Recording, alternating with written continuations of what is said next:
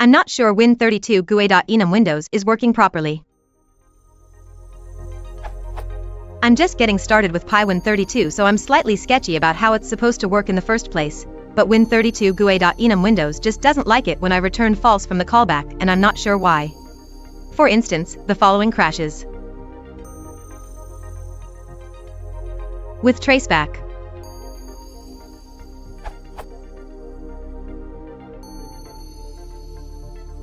The error codes can vary, so I'm thinking they don't have anything to do with the EnumWindows call really.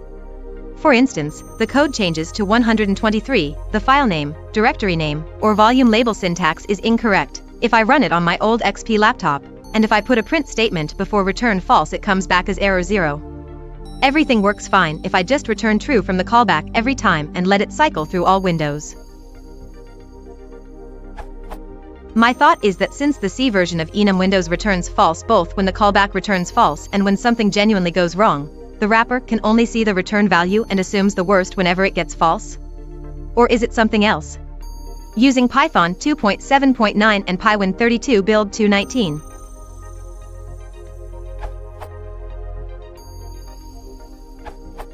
I think that EnumWindows is doing exactly what its documentation says it will do.